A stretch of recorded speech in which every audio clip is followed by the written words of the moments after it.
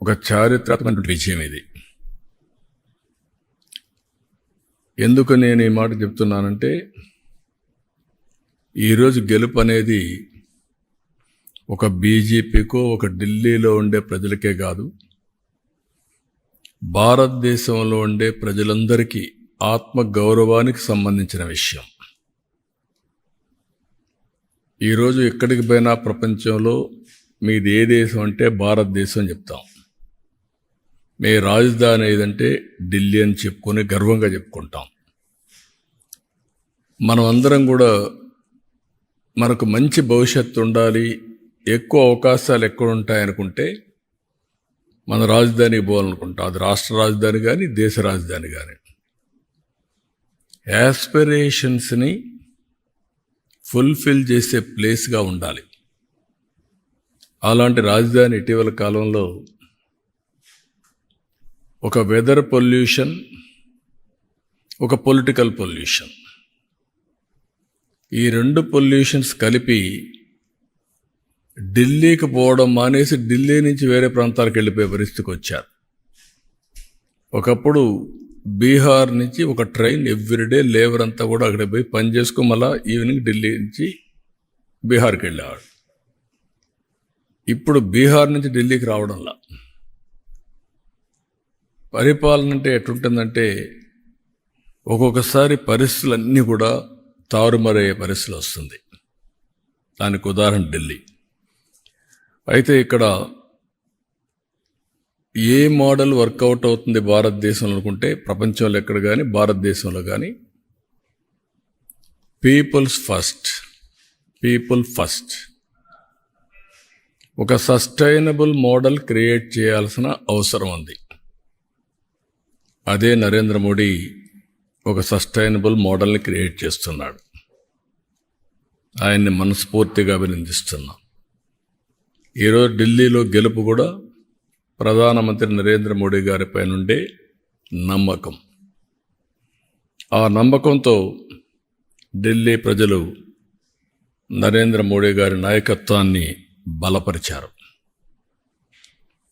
ఇప్పుడు నేను మాటల్లో చెప్పడం కాకుండా విత్ ఫ్యాక్ట్స్ అండ్ ఫిగర్స్ కూడా మీకు ఎక్స్ప్లెయిన్ చేస్తున్నా ఏ మోడల్ వర్కౌట్ అవుతుంది దానికి. ఇప్పుడు మీరు చూస్తే డెవలప్మెంట్ జరగాలి. డెవలప్మెంట్ జరిగితే సంపద సృష్టించబడుతుంది. సంపద సృష్టించబడితే ఆదాయం పెరుగుతుంది రాష్ట్ర ప్రభుత్వానికి. ఆ ఆదాయం ఖర్చు పెడితే సంక్షేమ కార్యక్రమాలు ఎక్కువ చేయగలుగుతాం. మళ్ళీ డెవలప్మెంట్కి ఫండ్స్ ఉంటాయి.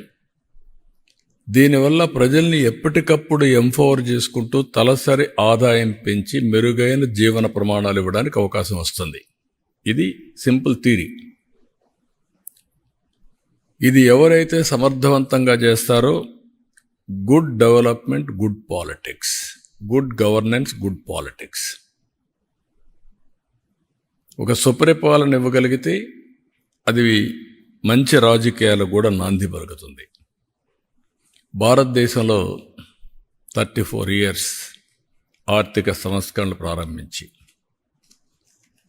అంత మునుపు మనకు ఢిల్లీ రాజధాని, బ్రిటిష్ పాలన, 3 ప్రెసిడెన్సీస్, మెడ్రాస్, కలకత్తా, ముంబై, ఈ ప్రెసిడెన్సీస్ అన్నీ ఉండేటివి. మెడ్రాస్ ప్రెసిడెన్సీ ఇవన్నీ ఉండేటివి.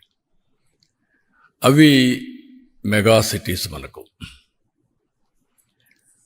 అయితే ఇంకో కొన్ని హైదరాబాద్ లాంటివి, నిజాం లోకల్గా ఉండే ఇవన్నీ ఉన్నాయి. అలాంటి కొన్ని ప్రాంతాలు ఉన్నాయి. ఓవరాల్గా ఆ సినారియో అది. 91లో ఆర్థిక సంస్కరణలు వచ్చాయి. 91 నేను ఎప్పుడు కంపేర్ చేస్తాను, బిఫోర్ 91, ఆఫ్టర్ 91. ప్రీ 91 అనేది ఆర్థిక సంస్కరణలు రాని నేపథ్యంలో కాంగ్రెస్ పార్టీ మొనోపలి, ఒకే పార్టీ, సుస్థిరమైన ప్రభుత్వం, స్ట్రాంగ్ ప్రభుత్వం. ప్రపంచమంతా కూడా ఎగతాళి చేసే రోజులవి. హిందూ గ్రోత్ రేట్ మీకు 2% వస్తుంది, 1% వస్తుంది, మీకు అభివృద్ధి చేత కాదు అని ఎగతాళి చేసే రోజులు. అక్కడి నుంచి రిఫార్మ్స్ వచ్చాయి.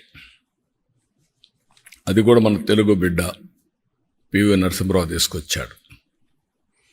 అక్కడి నుంచి అందరికీ సమాన అవకాశాలు వచ్చాయి. What is the beauty of reform అంటే లైసెన్స్ రాజు పోయింది, అందరికీ సమానమైన అవకాశాలు వచ్చాయి.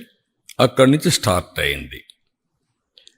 అక్కడి నుంచి స్టార్ట్ అయితే మీరు చూస్తే వెరీ ఇంట్రెస్టింగ్ ఒక సినారియో మీకు చూపిస్తాం. మళ్ళీ మీకు కూడా ఇస్తా, మీరు చూసుకోండి. మహారాష్ట్ర 95లో $55 బిలియన్ జిఎస్టిపి, అది $490 బిలియన్ అయింది. అంటే 9 టైమ్స్ గ్రో అయింది. 95కు 2024కి 9 టైమ్స్ గ్రో అయింది.